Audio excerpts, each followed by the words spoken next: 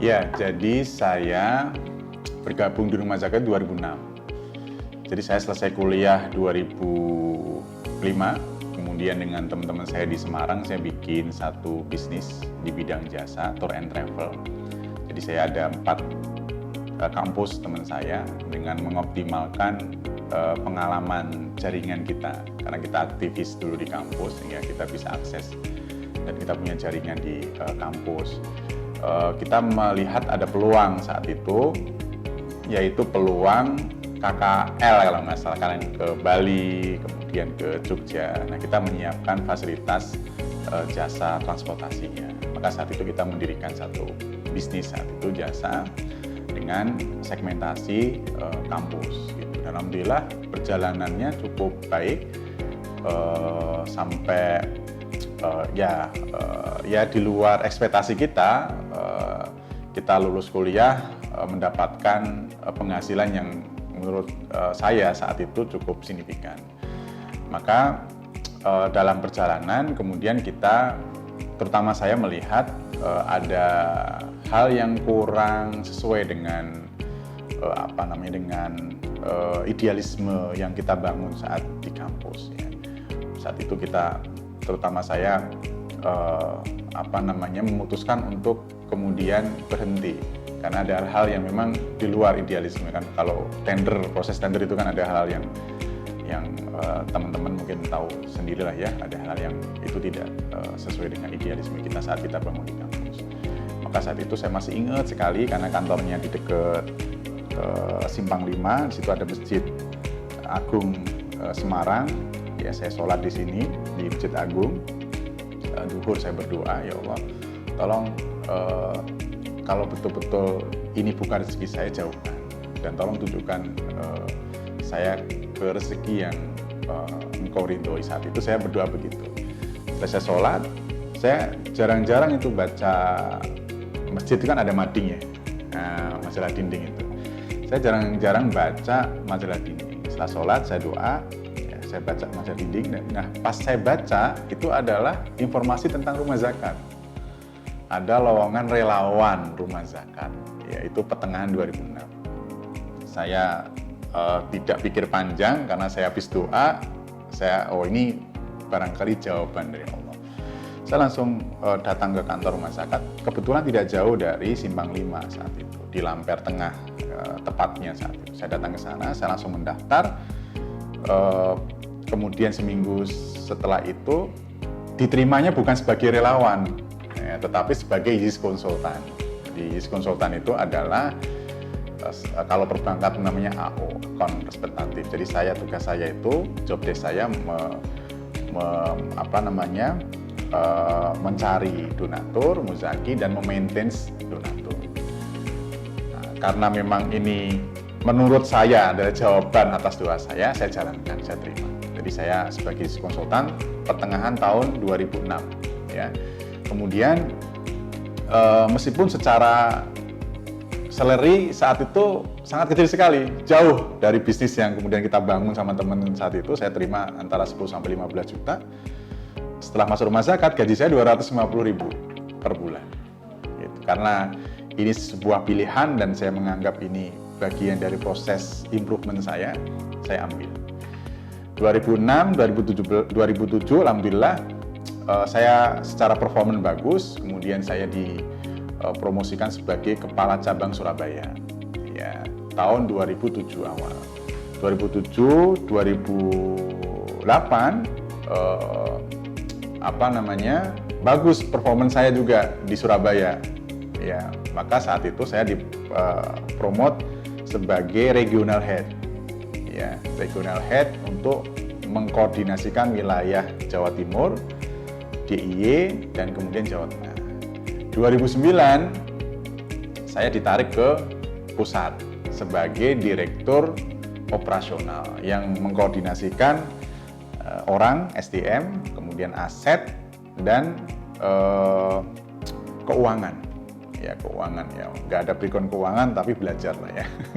Alhamdulillah bisa ya. 2010 saya dipindah lagi di direktur direktur fundraising, kalau sekarang direktur marketing. Jadi kembali ke background awal saya dulu sebagai seorang marketer lah ya, katakanlah di awal saya sebagai direktur marketing 2010, kemudian 2011 saya pindah lagi ke direktur program.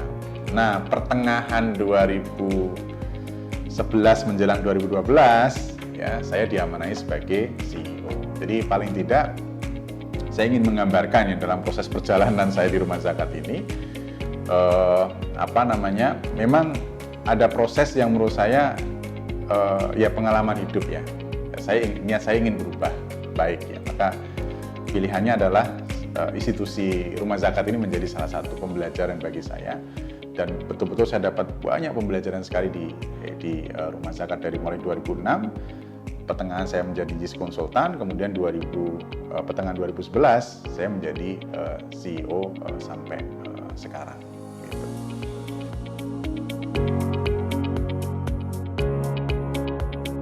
Ya, saya ceritakan tentang perjalanan Rumah Zakat ya.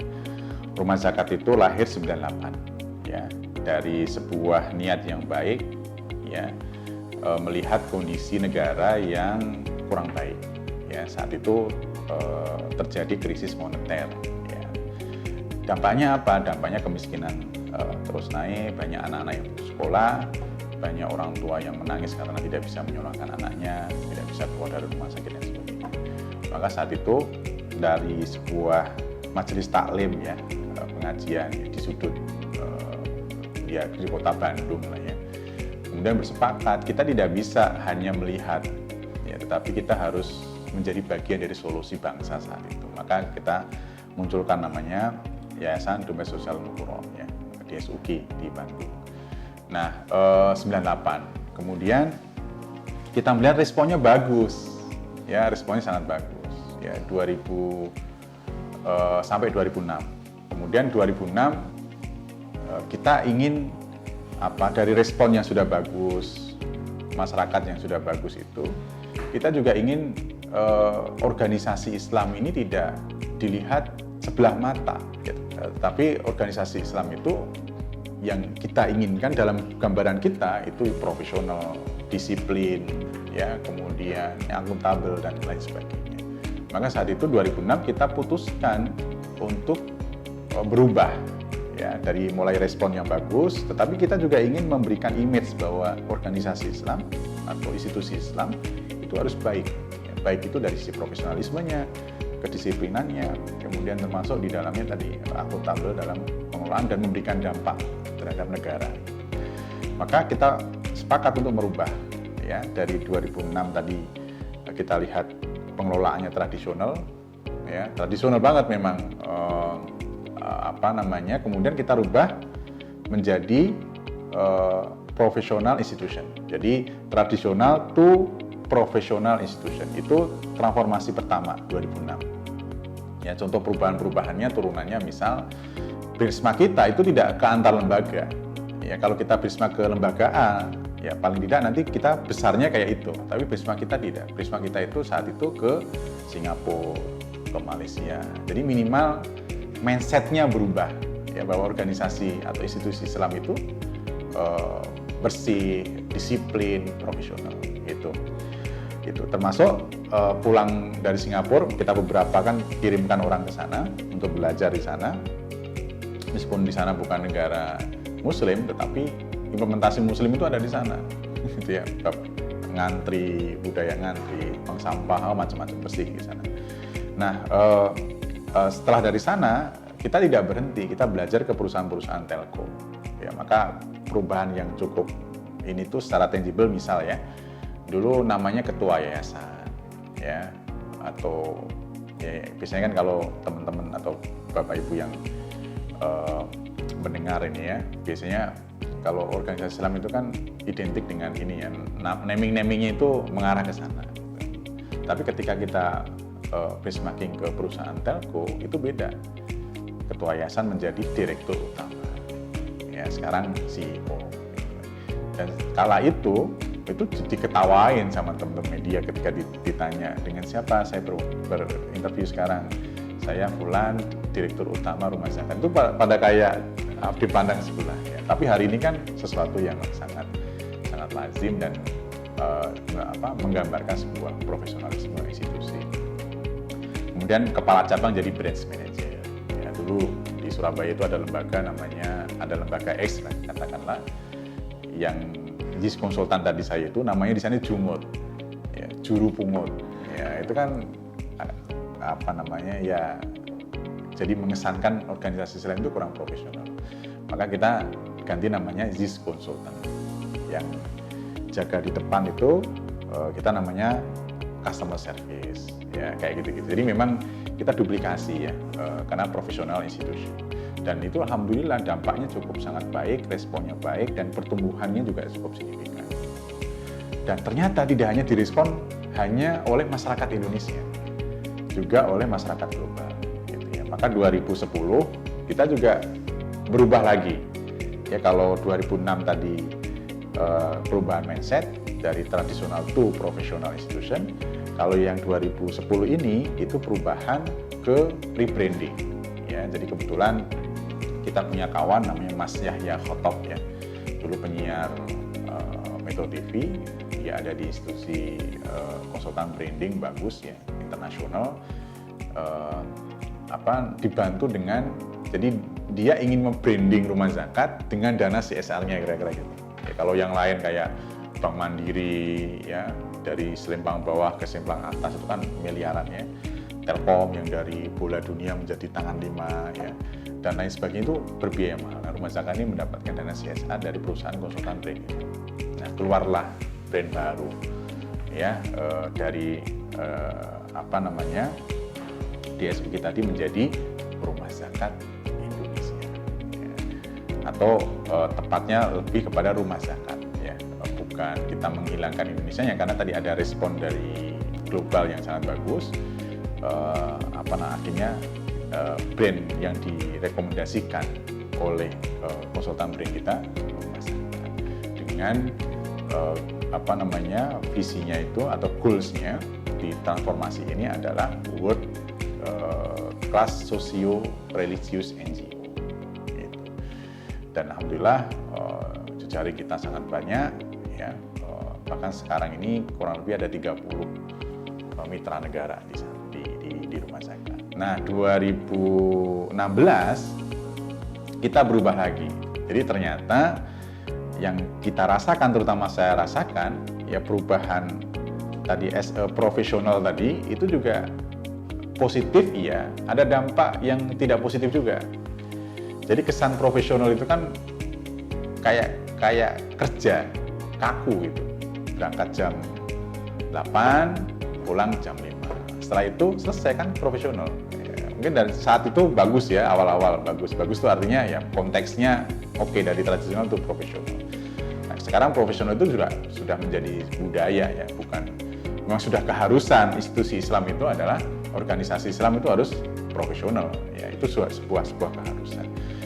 Maka kita akhirnya melihat, meskipun tidak banyak ya, kita rasakan ada beberapa, kita kemudian memutuskan merubah lagi tahun 2016 ya. Kalau tadi 2006 itu perubahan mindset tradisional to profesional, 2010 tadi branding ya, dari Rumah Zakat Indonesia menjadi Rumah Zakat. Kemudian 2016 kita gabungkan ya, antara mindset dan branding gitu ya. Brandingnya apa? Sederhananya kalau branding, teman-teman atau Bapak Ibu yang lihat itu, Rumah Zakat sebelumnya itu pintunya sebelah kiri. Nah, sekarang pintunya kanan. Ya, jadi ada rumah di dalam hati ya. Itu sebelah kanan. Kenapa? Filosofi sederhananya adalah Rasulullah itu suka melakukan sesuatu hal dari kanan. Itu yang kita ambil. Meskipun kalau kita bicara tentang branding nanti dalam lagi itu nanti maknanya. Gitu. Tapi paling tidak sederhananya begitu ya, supaya singkat ya, pembahasan kita tentang transformasi ini. Nah, mindsetnya apa? Mindsetnya dari profesional to entrepreneurial institution. Jadi entrepreneurial, mindsetnya entrepreneurial. Entrepreneurial ini sebenarnya mengasosiasikan bahwa kita harus memiliki mindset seorang wirausaha. Kalau tadi profesional kan seolah-olah mikirin sendiri. Saya berangkat jam 5, pulang jam 8. Berangkat jam 8, pulang jam 5. Kalau mindsetnya wirausaha, dia tidak memikirkan dirinya sendiri. tidak memikirkan keluarganya, tapi lebih banyak memikirkan untuk kebaikan orang lain. Itu mindset wirausaha. Gitu ya. Maka yang kita dorong dalam transformasi ini ada 5.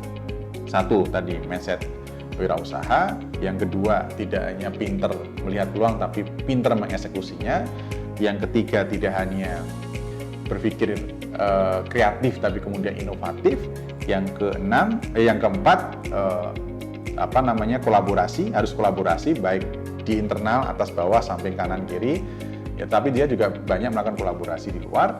Yang kelima, orientasinya sudah hasil. Nah, itu yang kita bangun. Nah, 2020 ya, kita melihat 2006 kan sudah mulai banyak tuh ya pertumbuhan digital ya, dan kita melihat pertumbuhan digitalnya bagus. Ada incumbent itu maksud saya ada perusahaan-perusahaan lama yang dia melihat biasa saja dan dia tidak melakukan apa-apa. Sementara ada personal, ada community yang dia merespon dan dia melakukan inovasi. Ya, maka yang terjadi adalah disruption era. Ya, maka ada beberapa perusahaan-perusahaan yang tumbang ya, karena dia tadi yang sampaikan ya melihat itu biasa, tapi ada personal yang luar biasa. 2016, 2019 kita bahas itu di akhir itu. Ya, kita merespon itu. Kemudian 2020 Februari kita putuskan berubah ya dari Entrepreneurial Institution menjadi World Digital Philanthropy Institution. Pas Maret ada pandemi, udah sekalian dipercepat itu transformasinya. Nah, di 2020 itu 3 yang kita goals-nya. Yang pertama mindset digital di people-nya ya, karena Rumah Zakat kan usianya 2020 itu 22 tahun.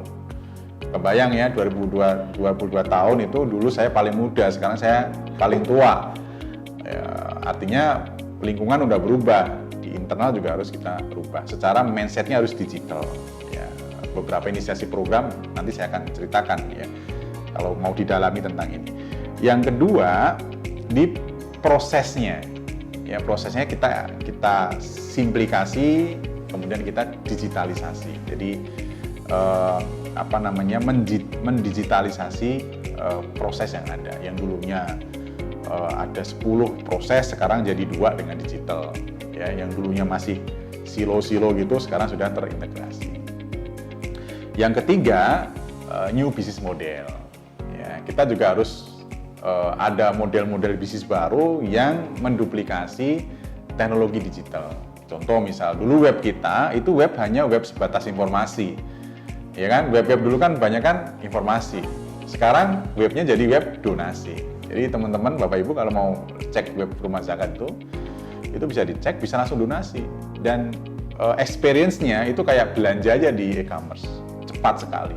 Ya, laporannya juga real time. Gitu. Kemudian dulu kita punya mimpi, misal punya satu rumah ada 1 kota infak, 1 rumah 1 kota infak, dan mimpinya 1 juta. Kebayang nggak? Kita harus produksi 1 juta kota dan kita harus menyediakan berapa resource dan potensinya fraud pasti banyak ya, kita tidak bisa kelola sebanyak itu. Nah, solusinya apa? New business model. Sekarang kita rilis namanya 2019 kalau salah 2020 lah ya, 2020 pertengahan kita rilis namanya platformnya infak.id. Ya, jadi semua orang bisa melakukan infak kapanpun, ya dimanapun, berapapun, dengan mudah sekali. Mau pakai e-wallet oke, mau pakai banking oke, mau pakai kartu kredit oke, dan sebagainya. Dan alhamdulillah dulu kita setahun hanya 5 miliar, sekarang belum ada setahun sudah 15 miliar. Itu hanya infak melalui infak.id, kan pertumbuhannya signifikan. Dan banyak lagi ya terkait dengan inisiasi-inisiasinya. Nah, terakhir kemarin kita merilis Digital Islamic Style. Nah, ini nanti goals-nya adalah super apps. Jadi seluruh aktivitas Muslim itu ada di situ. Tidak hanya berbagi, beribadah. Misalkan nanti kita ke Bali, misalkan nyari hotel halal, masjid itu sudah tersedia semua. Itu gambaran ini ya, transformasi dan inovasi di Rumah Zakat. Intinya bahwa kenapa kita harus bertransformasi, ya kalau kita tidak berubah, ya kita lewat. Karena zakat betul prinsipnya dia tidak akan terdisruption sampai yaumul akhir, tapi yang terdisruption itu adalah cara dan servis kita kepada masyarakat. Kalau itu tidak berubah, lewat kita. Tinggal nama nanti. Makanya kita perlu merespon dan berubah.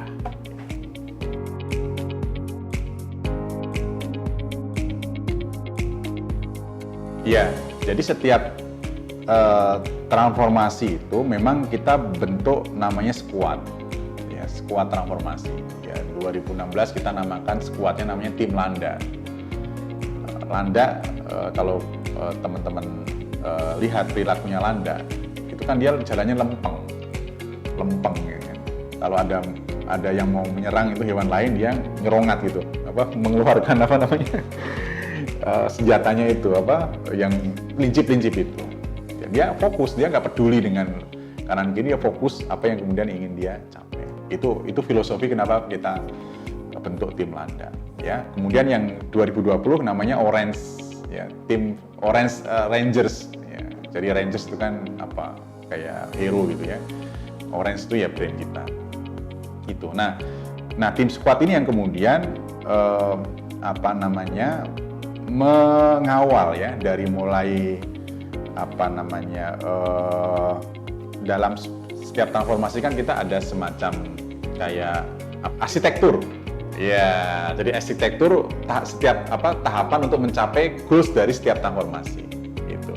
Nah, sekuat ini yang kemudian mengawal arsitektur itu. Dari mulai pengkondisian, ya, pengkondisian itu kan berarti memahamkan kenapa kita harus berubah. Ya kan? Kenapa harus berubah? Kemudian kita menunjuk semacam kayak duta-duta transformasi. Jadi di setiap cabang itu ada duta-dutanya.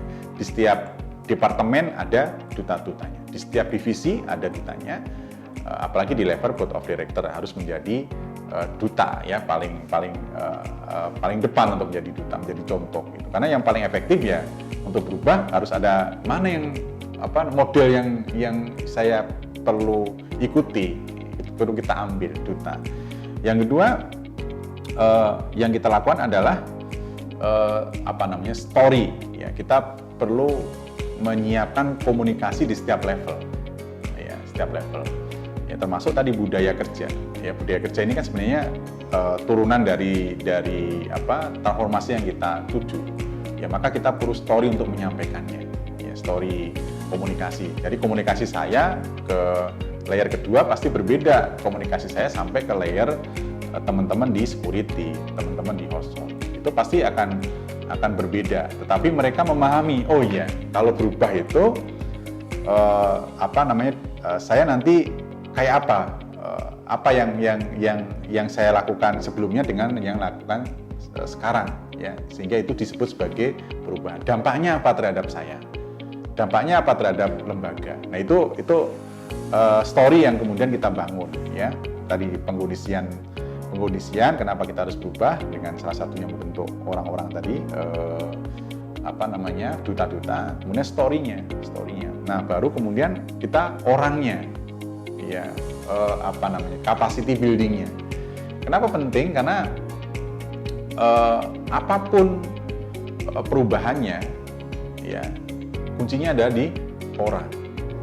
Ya, makanya kita lihat dari mulai tadi ya, pengkondisian ya, membentuk tim tadi, kemudian story. Nah, kita kan lihat ada gap kan dari yang kita inginkan perubahannya A, orangnya ini ada gap nggak antara apa yang kita inginkan. Nah, gap yang kita temukan itu baru kemudian kita bikin program-program capacity building. Contoh misal terkait dengan mindset digital ya, kita bikin project namanya Orange Project ya. Jadi kita mix gitu di multi atau silang departemen ya, kemudian antar divisi gitu, kita lempar, silahkan temukan problem lembaga yang menyebabkan tidak tercapainya performance misal, yang menyebabkan ini prosesnya panjang gitu. Itu masing-masing menemukan, dan mereka membentuk squad gitu, dan kemudian mereka mengusulkan ya solusi-solusi yang berbasis digital. Nah, kayak contohnya kayak gitu. Itu bagian dari salah satu contoh tadi capacity building ya, supaya mempercepat ya mindset digitalnya teman-teman atau amil-amil yang ada di rumah sakit. Nah, yang terakhir baru kemudian new business model yang kita dorong gitu ya. Tetapi bahwa itu semuanya bisa terjadi dengan cara apa? Dengan cara tadi budaya kerja dari turunan transformasi itu betul-betul dipahami dan dimengerti dan diimplementasikan oleh setiap amil di rumah sakit. Tapi semuanya itu lagi-lagi bagian dari implementasi budaya kerja turunan dari transformasi yang kita sepakati.